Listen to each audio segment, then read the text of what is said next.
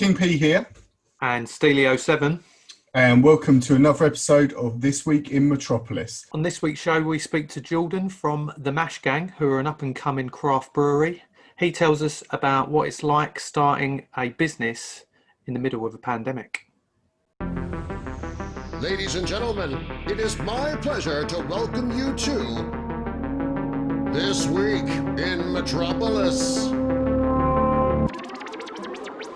Jordan, welcome to This Week in Metropolis. Thank you for joining us. I was going to say, we always have a question in the shows that we do and where we've interviewed people about how COVID has affected people in their careers and what they do day to day.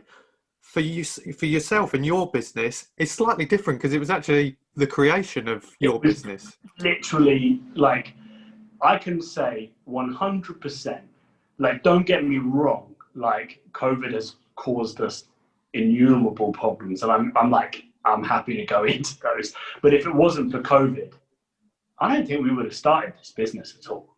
We wouldn't. So tell us about the Mash Gang. So what happened was we had a Telegram chat. Kind of, if people don't use Telegram, it's sort of like WhatsApp, but you can send files a little bit easier, and they don't sell your data quite as heavily to Facebook. Isn't it Russian-owned Telegram? So it's the Russians all have free reign, but everyone else is barred from it. They're doing stuff with my data, but it's not really in my face. When my grandfather died, that's not funny. When my grandfather died, I talked about it to my family on WhatsApp, and I went onto Facebook and I got an advert and it said, "If your relatives died recently," I was like, "Oh, come on!" Always watching. So yeah, Telegram. We had a group chat on there, and do you remember the interesting part of quarantine when you couldn't get toilet paper or pasta?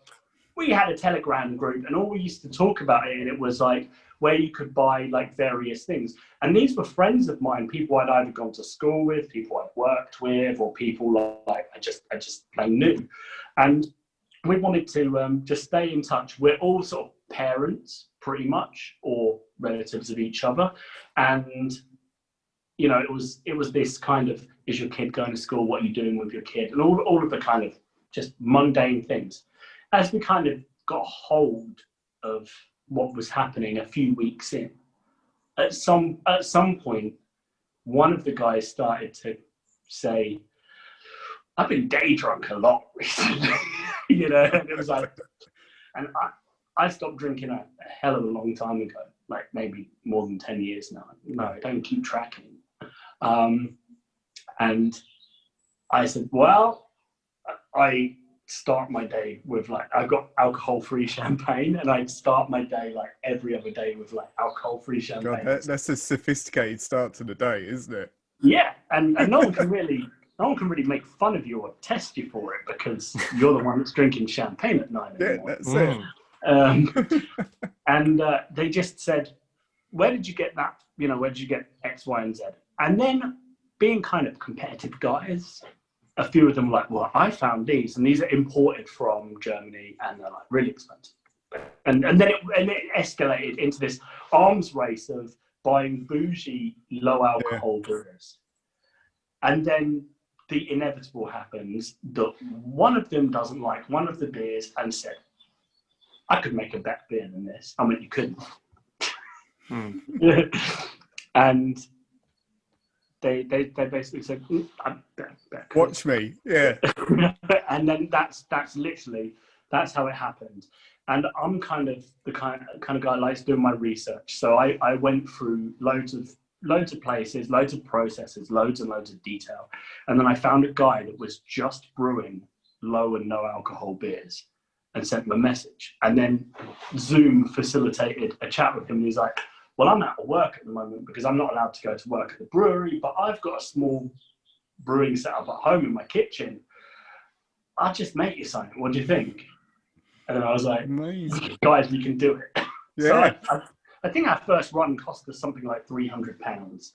And they sent it, he sent it in the post to us, and we sat and we had a Zoom chat, and we were like, this is pretty good. What sort of volume do you get for, what does that buy you, £300 worth of beer?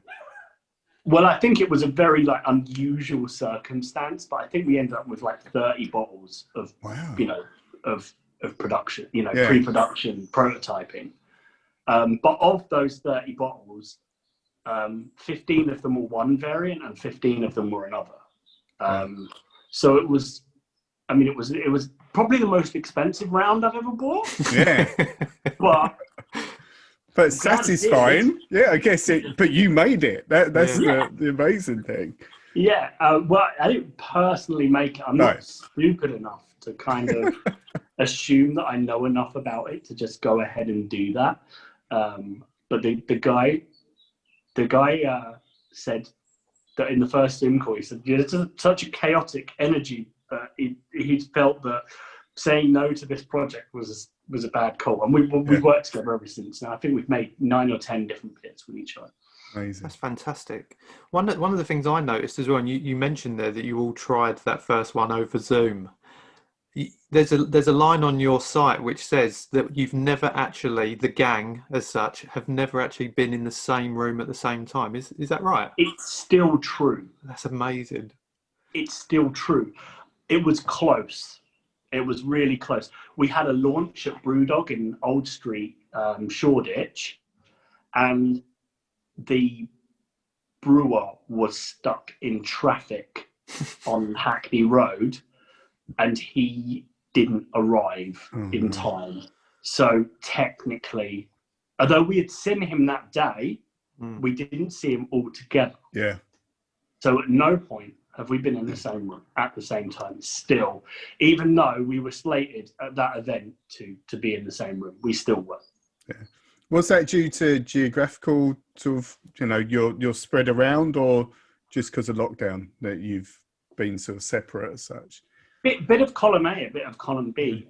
Since lockdown started, 2 of us who lived relatively close together moved in the same week to a completely different country. So wow. that was a thing. We live relatively close to each other, but it's really a testament to sort of how futuristic equipment is now, that you could just, if you wanted, hold a whole business with people you've never met. I mean, I've met them. I know all of them. I went to school with half of them at least. I was going to ask about the beer in terms of when you start. So, because you sort of said you were sort of competing with each other and then thought, well, we can do this. What was the criteria when you thought we're going to create a beer? Was it a checklist of, well, I like this and I like this and I like this and I want that in there? Can we, incorporate all of them? Yeah, that went completely wrong as well. Right. Do you remember I mentioned 2 variants? Yeah. Yeah. So what happened is we wanted something really specific, and one of the guys is really obsessed with Pabst Blue Ribbon, which is, I don't know if you ever had it. It's fairly. I don't think I've ever had it. I've heard of it, but not. It's like it's kind of a dive bar beer. It's normally when I used to live in the States, it was like $1 for a can. It's nothing craft or exciting about it, but it's you could drink 10 of them quite easily. And we discussed what we had in our mind was the first beer we were supposed to make was Stoop, which was going to be an American style 80s and 90s kind of beer, like Coors or Budweiser or Pabst. It was supposed to be an amalgamation of all of those things. However, on the first Zoom call, the brewer asked me loads of questions, and he's not from England. He's actually from Canada and spent a lot of time in the States. And we ended up talking about a malt liquor beer called Steel Reserve that we both had a profound weakness for back in the day. And do you know what malt liquor is? No. Good. I've not tried it, but I've heard of it. Normally you'll hear of it through things that are like, it was really, really big in the 90s in hip hop and oh right, 40s. as they refer to them as. Yeah, sorry, I know exactly what you're talking about. Yeah. In fact, I have a brewery in the States has managed to find me 700 40-ounce glass bottles. Wow. And they are rare as hell, and they really did a real good job. We're just trying to work out how we can ship them. But we managed to get 40-ounce bottles. But if you've never had malt liquor, there's nothing really in England to easily compare it to. You could say it's sort of like Tennant Super. You could say it was sort of like Special Brew, but it's not. Right. It's not at all. It tastes completely different, and it just is. It's like a different thing. If someone's like beer, wine, cider, it would be unique on its own. Yeah. Someone would be like, if someone was saying to you, "What's cider like? Is it wine or is it beer?" You're like, kind of a bit of both. Or Guinness. Would Guinness be a good sort of comparison? It stands on its own as a thing. I mean, Guinness is a stout, but all stouts are almost kind of indebted to Guinness, really. Yeah. It's its own thing. And we talked about it so much that in the case, there was two variants, and there was nicely canned, and then there was there was some bottles. And we're saying, if you run out of cans, you went, no, that's a different thing. And I made that because of the conversation we had. And I was like, what is it? And it's like alcohol-free malt liquor. And I went, oh, God, yeah.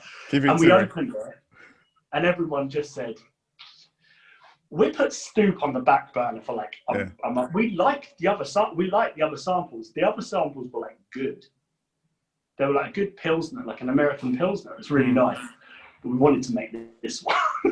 So it was it's commercial suicide to do it. You not only have you got to explain to people why they should be drinking an alcohol-free beer, why they should buy one that's in a 500ml can, and then you have to explain that malt liquor doesn't mean whiskey and it's not like beer, it's something else. Yeah. Oh, you're digging uphill, but we've never really done things in a sensible way. So. Did you see that as a bit of a gap in the market as well? Because, like you say, it's not something over here that many people are even aware of, or, like you say, if they've probably heard of it. But with craft ales being such a, they're, for me personally, I remember going through the drinking lager, moving on to cider, and now it's craft ales. Craft ales is such a, me and Matt have got many a craft ale in our homes, but it's so odd that when, I don't know how old you guys are, but I'm like 40. So it was weird that ale was like, old man's drink. Yeah. Isn't it? Yeah. And I'm going to say the most unpopular opinion, if it wasn't for Brewdog, people wouldn't be drinking it. It's really unpopular. But it was the reason I started drinking it. And then I moved on to Revelation by Dark Star, which was I just wouldn't have gone down that road. And that's not cool to admit at all. That's like saying you found out rock music through Limp Bizkit. Do you think that with the whole craft ale thing, do you think a lot of it is down to branding as well? I know it's a cool thing, but sort of... Nah, I really don't. Really? Because the reason I asked that, me and James were talking about this in preparation, and a lot of the choice that we make often, you're in the local supermarket and you're looking at all the pretty cans of stuff and you think, oh, that one's got a nice cover, I'm going to try that out. I do think they're beautiful, I do, and I there's a place in Brighton called Trafalgar Wines, and they were a real early adopter to having craft beer that was in fancy 330ml cans. Yeah. And even though I don't drink, I would find myself going there taking pictures, mood board for other projects, just because I like them. And my wife would do the same because the colour palettes were really nice. But I would counter that by saying that what I think makes craft beer popular is the fact that it is very easy to drink. It tastes good and it's quite strong. Yeah. And it's not seen as being embarrassing to buy something that strong. Yeah. Like truly, when I drill down to it, if craft beer tasted like it did when you had Ruddle's Real Ale and cask stuff back with your dad, like cricket beer. You know what I mean? Yeah, no, I know exactly what yeah. You could put the best can on earth on it and no one would true. buy it. Like, I think the modern methods of brewing are so exciting and so good, and modern hop strains are so delicious that getting it kind of right is almost good enough most of the time, and getting it really right, it just stands apart. I think that the crux is that people wouldn't continue drinking something for over a decade that just wasn't any good. Yeah, true. I'm with you. Although I would say the artwork on your brand is awesome. Like we were literally talking before about some of the can art is amazing. Like and is that a combined creative decision on how that's going to look, or have you got someone who just focuses solely on that? We have basically two artists that we work with, and in all honesty, we kind of say sort of what we want, and then they'll send back some swatches of color. Like everything kind of comes down to color. And one of the reasons that the kind of secret of a brand is that there's this symbiosis between all of the labels. Something kind of ties them together. And really, it's that they're all sympathetic colours to each other. And it means that it's reasonably recognisable and nice, but at the same time, they're all individual. But we do have two distinctly different artists that do the stuff. And a lot of people found that difficult to believe that there was two people doing it. But they are, to us, they're quite different.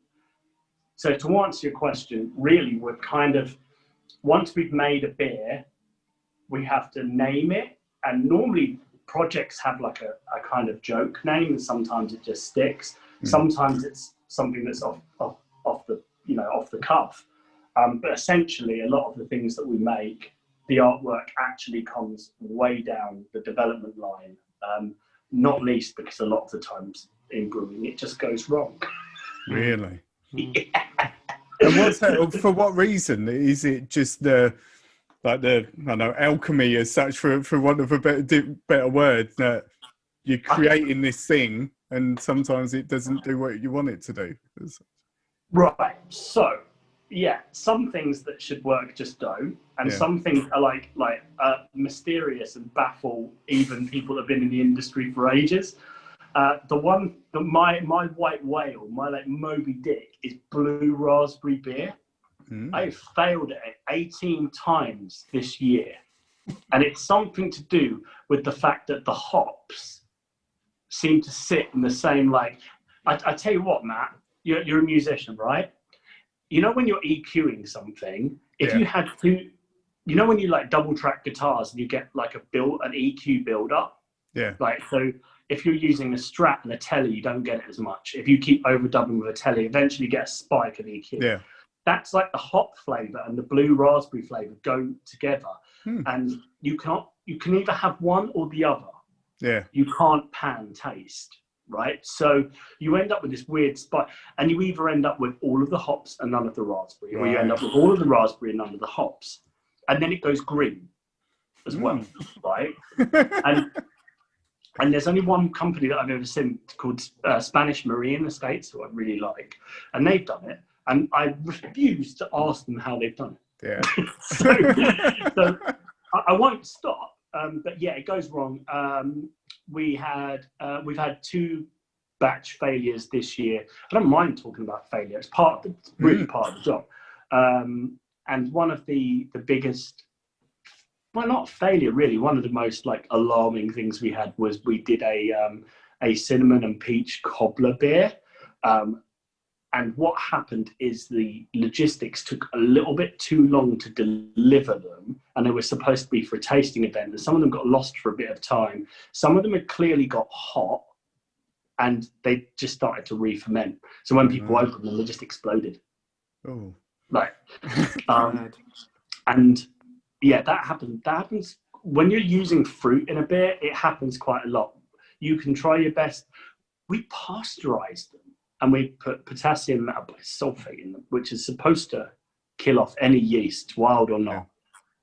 And they had only been canned a day before the event. So You know, you're just standing and Crazy. go like the hygiene's there, the cleanliness is there, the you know, we literally oversaw it, that it was all hands on deck, it still went wrong. We also have like carbonation issues with anything that's quite thick, and it either ends up overcarbonated or undercarbonated, and never one of the two. So when you open the can, you just pour out foam. So there's a couple of things that we've had to sort of bring back and then bring out again, and then it works. And it's weird because we do something called stab testing, which is like just the shorthand for stability testing. When we make a beer, we post it to Singapore, and then someone in Singapore who's a friend of mine sends them back. So it's a long round trip, but it also has like lots of stages where it can get hot, where it can get cold, where it gets shaken around, where it gets mistreated. So by the time it comes back, as well as doing microbiological tests that we legally have to do, this kind of gives you a relative idea that if it survives this and doesn't go weird, then it should be all right. But even so, things have still failed again after doing that. Something can survive the trip to Singapore and back, but can't survive a trip to Hartlepool. Crazy, isn't it? Has there been any ingredients that you've sort of spoken to your brewer and thought, we want to do this, like this revolutionary idea, and they've said, not a chance, you're not going to be able to do Peaches. that? That's it. How funny. It's just like went, yeah. Are you sure? Because they go well with like peaches and wheat are like they really go well together. And he's like, so the problem with peaches is like it's many facets to it. But the fact is, you know, like peaches are quite bitty as well. So when you're filtering anything or when you're stirring anything settles. There's loads of fiber and it's a pain. And when you just use the peach juice itself, it just stops tasting like peaches. Right. It's not enough. I think like peaches, I kind of think like archers and stuff like that. Yeah, like you want it to taste like peaches. Yeah. It's sort of, once you kind of get all the pulp out of it and the skin, and you take the seeds out and then you pasteurize it, when it comes out, it doesn't really taste like peaches at all. Yeah. And they've got so much sugar in them, and the sugar just really converts really quickly. Not only that, the yeast, when it does convert with those sugars, because we tried brewing it once to see what happened, it smells kind of like opening a can of hot dogs. It's like really not nice. There's like, we have vats of stuff that we do. Just look at it, see what happens. And you know, like our brewer's like really, you know, he's really interested in stuff like that too. We do loads of things like try and introduce like lactobacillus and stuff to make things go sour. It's the kind of thing that makes sourdough and yogurt taste like lactic acid. So we do loads of things like that, but it can make some abominations of experiments. Did you ever, and I know I have, I'm pretty sure you have, Matt, did you ever, prior to this project and your business, do one of them home brewery kits that you can do on your own? Yes. Yeah. Did you get creative with that, or was it just do as the instructions said? No, I'm like a real. I like instructions. I like measuring stuff out and that sort of thing. I made a Berliner Weiss at home a few weeks ago, and it's one of my favorite drinks. And like, this can come across as really arrogant, but I expected to fail it, but I knocked it out of the park. Yeah. It was nothing better. Yeah, the weather was like really good for it, and the water was particularly good.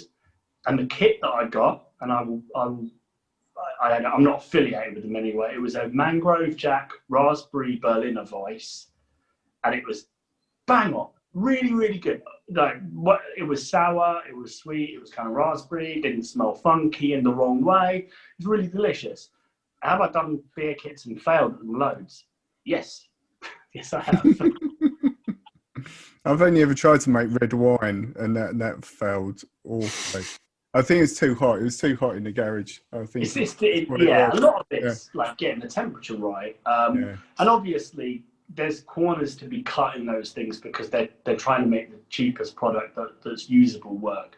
But I've had some quite good experiences with beer kits. we kind of have an adage at MASH to say that normally nothing can be, nothing's truly gone wrong until you've spent some time with it both cold and just leaving it longer. Like, just cold and leave it longer and see what happens. In fact, some of the failed stuff, we tend to sort of bottle it, write what's on the bottle and put it in the fridge, and then bravely try it a few months later. Hope for the best. Hot dog water. That'd be a good name. Limp Bizkit reference there. Yeah. Like, honestly, it's the only thing I can compare it to. It's like it's kind of like opening a packet of ham. It's funky and nasty. Are you always thinking of new ideas on top of once you've got one ready to go? Do you spend, what my point is, do you spend a lot of time trying to push that one that you've made, or are you straight away thinking what's next? No, we have like loads of ideas in process the whole time, and we use Google Docs, and we have basically like a Word document open, and in that, some of it is names of products. Like someone might just be out like and have like a pun name and be like, oh my god, I need to write that down. Yeah. Sometimes it can be that they'll just have an idea out of nowhere and just will write it down. And some of the ideas are fully formed and some of them not. It's a collaborative file. And as we sort of go through it, normally what we do is on Telegram, you can do polls. So you can vote on stuff. And I'll say, well, we can do a fruit beer and we've got like 8 on there. So we have to vote for the one that we want to do.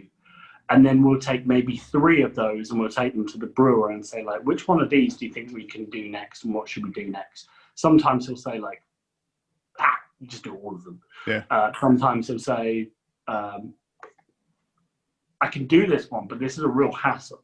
Like, stupid things like, you were talking about ingredients earlier, but you know that you can use tonka bean in this, but it's illegal in the States to sell it. They're like, oh, why? Yeah, why? Yeah, why? And he's like, you can use vanilla and hazelnut and caramel nut. Tonka bean.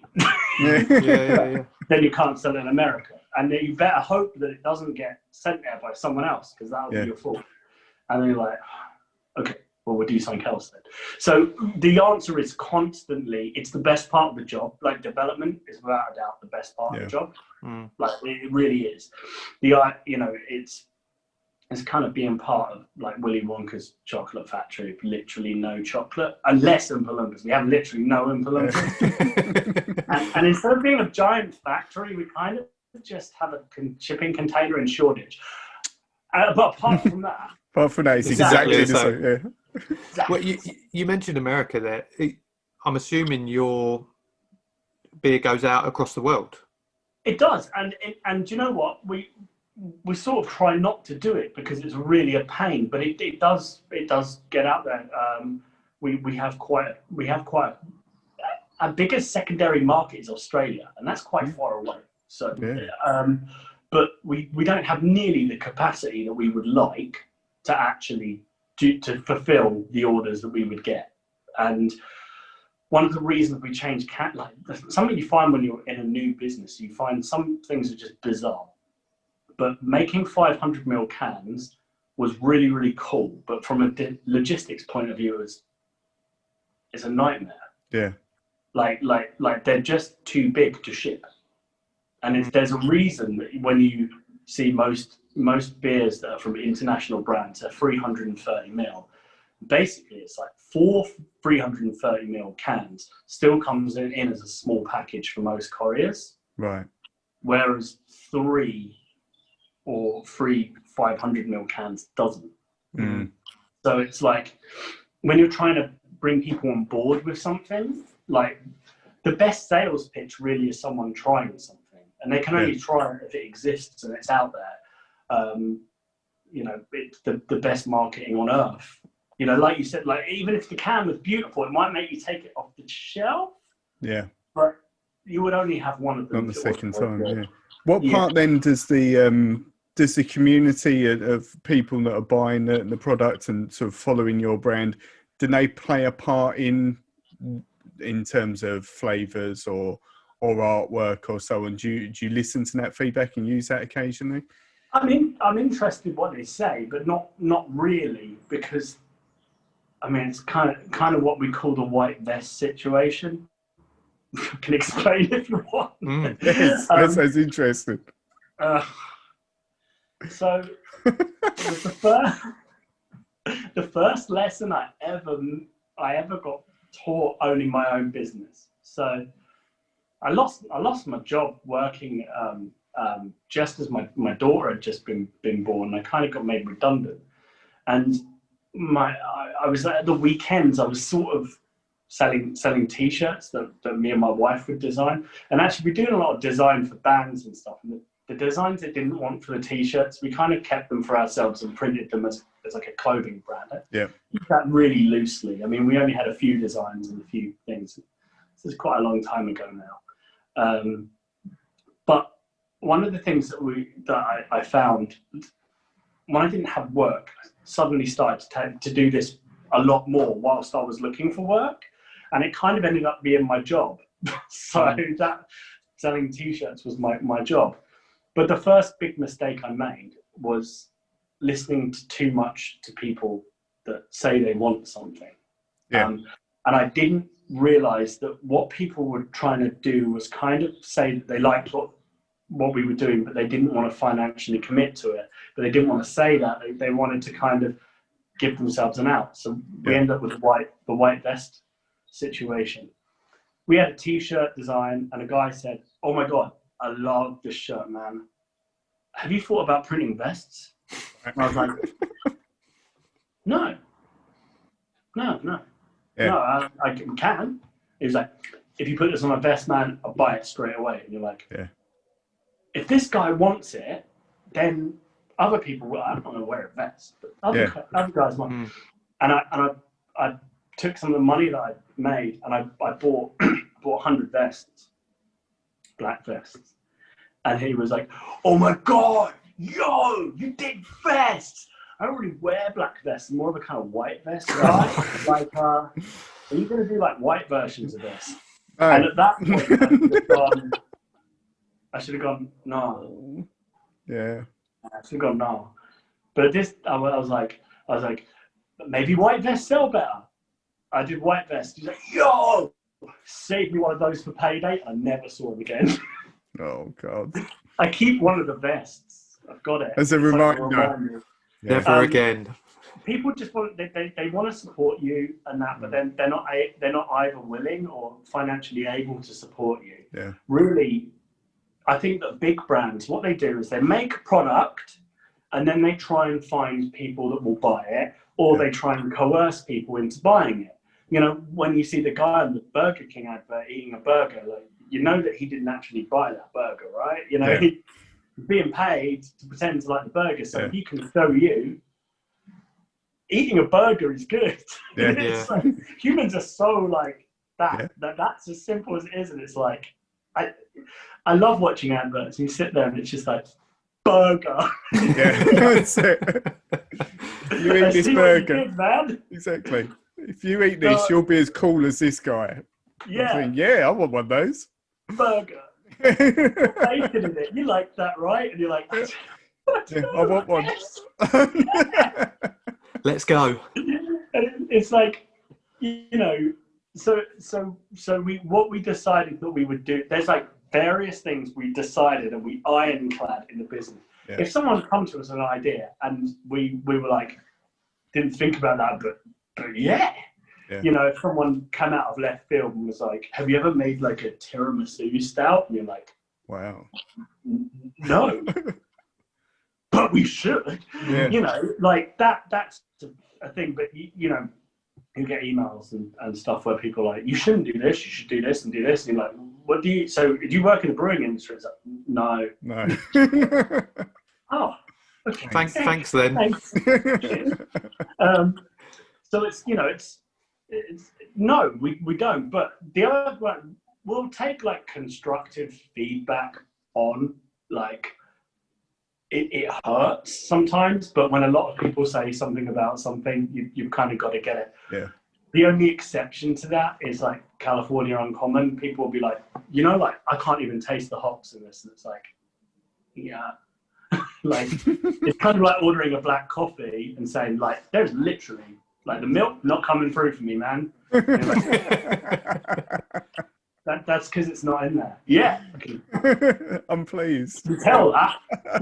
I think as well, it's proven that in the team, you've come out with all these great ideas anyway. And yes, people can throw in their own ideas, but at the same time, you're not clueless, and you've got where you have done in such a quick amount of time as well. There's so many people in the group that like they just love stuff. Like everyone's like, there's no one in the group that's like, hello, I'm the accountant, I'm smart. Everyone's like they generate ideas. Nothing's so in isolate. It's like there's no structure in the business. Yeah. Everyone does the same thing. Like they literally everyone just does the same thing. It's chaos. But it works. But it works at this scale. It certainly works at this scale. And apart from James, apart from Alex, James' brother, everyone has designed a beer, and it's come through. So, Alex has one. I'm not going to tell you what it is because it's hard to explain. But Alex has one he really wants to do, but we haven't done Alex's one yet. But he's the only one that hasn't. Mike hasn't done one. Mike and Alex haven't done one, but they both know what they want to do. But we are restricted by what we can do at the moment, and we need a little bit more to make their beers. But everyone else has taken ownership of the beer. They paid for it. They've designed it. They've seen it from beginning to end. Like both of the stouts, they're Ben's. Like he found the artist that he wanted to do the artwork. He knew exactly what he wanted in them. He knew that he wanted a twin pair of stouts. He knew that he wanted one that was a night one that was a day one. So he saw that through from beginning to end. Uncommon's mine, and Death Destroyer of Worlds. The Nipa is James's. And the fruit beers are mine, but like no one thought they would work. So I end up with two. But everyone has their own thing they take through, and I think that's a good part of the learning process in the business. Even if your product was to fail, you would learn what you need to. And if the brand ever gets huge, which we don't have a plan, so just keep. Well, that's what I was going to say. What's the long-term aspirations? Is there a goal in mind? But I think you've just answered it to some extent. No. I mean, like. I just don't know. I just don't know where it's going. It's such a young brand, and it's already grown past any of our expectations anyway. Like I really think that we kind of planned to just do this for a bit, and then that was it. Like that was really just going to be the end of it. Not that we were going to quit. I don't think that we thought that we were going to be doing loads and loads of stuff. By the time we were doing like the launch, and we had like 9 beers in the roster, and we were like, I have to kind of take this seriously now. So but we don't have any. There's not. We frequently said like you couldn't be that lucky. There's got to be people behind you. There's got to be someone there doing it. There's not. It's just. It's just that beer is sort of the new being in a band. How did you find like initially when you was getting the word out, or like those first tentative steps? We've got a beer, let's show it to people. How was that, and how was the reception? How did it feel, or how did we do it? A bit of both, really, because it's talking to sort of creative people as we do. It's that thing of right, I've got my baby, and I'm now putting it out into the world as such. Now, how was that? But then, how did you spread the word? I guess as well, yeah. Wow, how did it feel? I think that we didn't think about it enough to worry about it. Like there wasn't like, what if people don't like this? It was just like if they don't like it, they won't have it again. And we didn't really make that many. I think our first production run was like 300 bottles. So like it wasn't crazy numbers. And 300 sounds like a lot, but when you think there's like 24 in a pack, you wouldn't have to stack many 24 packs to make 300, Yeah. So it wasn't like a particularly large volume. And how did we do it? we just said we made this. Can we buy some of it? Okay. Yeah, but I don't know. And we put it up for sale on we made like a big cartel website, like a free website, and we only had one item for sale on it. It was just one thing, and we put it up for sale, and we sold like all of it. And I was like, wow! I just sat there and went, I have no idea how to send this out, send out glass bottles. I don't.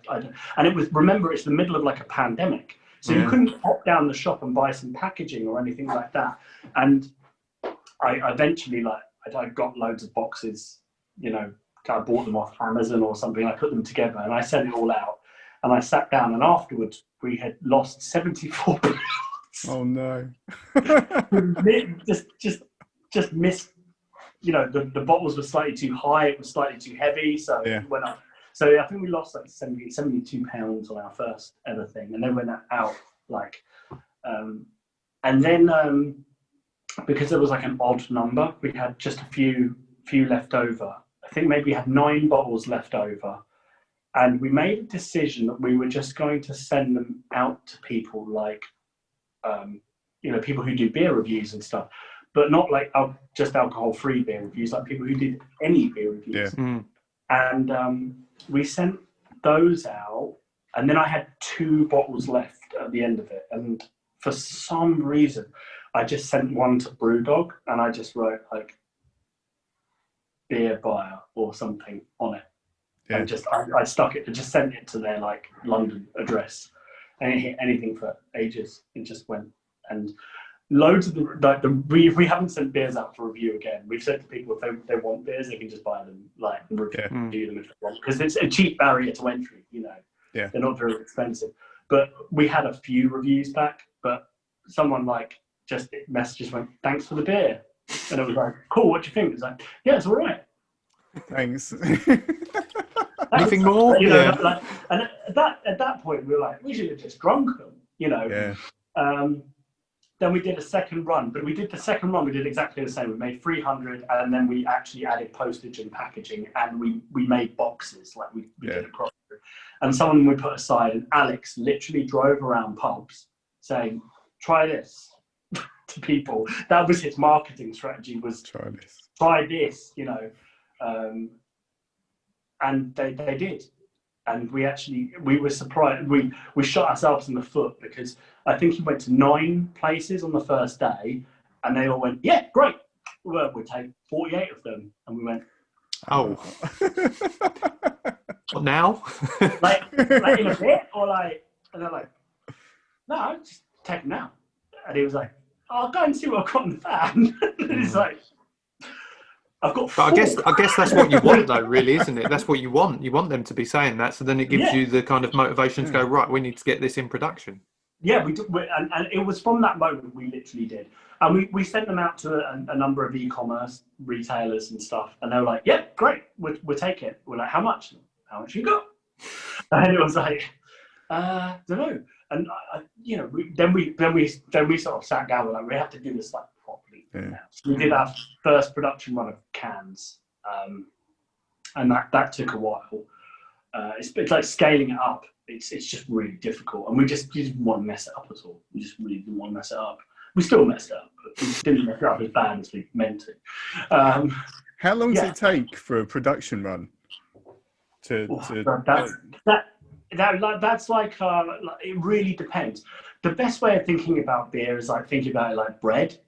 Right. You know, like you could make like a sliced white loaf in an hour, maybe, or to make like an artisan sourdough, sort of, like it might take days. Yeah.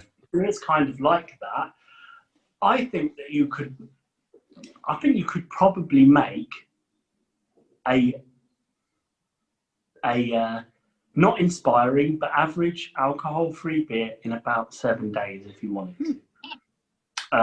You would have to use pretty much every trick in the book for that. Yeah. But you could. There's a lot of really fast-acting yeasts who do. One of the interesting things about alcohol, like low alcohol beers, is that the way that you would mistreat the yeast for a full ABV beer wouldn't be nice. but some of the things like mistreating some of the yeasts with like over temperature and over pressure kind of yields good flavors in an alcohol-free beer because the fermentation time is shorter. Really, if you think about it, the yeast is going to eat up all the sugars that are in the product. We don't have many sugars to begin with. It's going to go hungry fairly soon. Yeah. So, you know, and there is like a lot of conditioning and stuff. And we did find, incidentally, bizarrely, that one of our beers, that Uncommon, which we didn't expect to change in any tangible way, after it's been canned and in the fridge for about 4 weeks, it does taste better. And it's already been conditioned and it's already been, you know, and even the brewer was like, I mean, it does happen, but it's a bit late in the day for it to be doing it. But he's like, I can't stop drinking it. Like, it's really dried out and it's like, I don't know, it's just perfect by accident more than design. Loads of it by accident, to be honest. That's the way it is. It's not a long process. This production run at the moment will be 11 working days. That's good. I was just thinking when you were knocking on the doors and the pub was saying, yeah, we'll have 24, 48 of those, and you were thinking, oh God, we haven't got any. At least there's not too long a period to wait to fulfill. No, it essentially, if someone ordered something, you could probably get it made and bottled and packed and ready within a month, like fairly easily. Yeah. And you could do that with some like full ABV beers are really fast, and some just aren't. You know, lager, like to lager means like to store. You know, so they kind of taste good because they've been cold stored for a really, really long time. A lot of the time. You know, that's where that kind of really dry Pillsbury taste comes from. We're going to experiment a lot more with aging things, but obviously with low ABVs, it does have drawbacks. I think there's going to be a lot of hot dog water by the end of next year. They're like there's going to be a lot of like, that didn't work. Yeah, and we've come full circle. Well, Jordan, thank you so much for coming on our show. It's been a pleasure talking to you. It's been really interesting. Where can people find you on social media and your website and things like that? Yeah, so like literally it's on Instagram, it's just Mash Gang, and it's Mash_gang. That's pretty much, I don't really do Instagram. Like none of us are cool enough or young enough to understand Snapchat or TikTok. I believe that we're going to try and do something with them at some point. Like Twitter and Facebook a lot of the time is just a garbage fire of arguments, and really, so really we just kind of keep to our one channel. I don't feel particularly good at social media either, so you know. Well, sorry, go on, Matt. I was going to say I'd love to see some videos of your hot dog water and your staring into vats of these wonderful experiments. I think I think, you know, there's Action Bronson did for Vice magazine. He did F That's Delicious. Yes. And I think we should do that is awful. We're just and today we're going to open the raspberry and tonka bean, you know, it's like...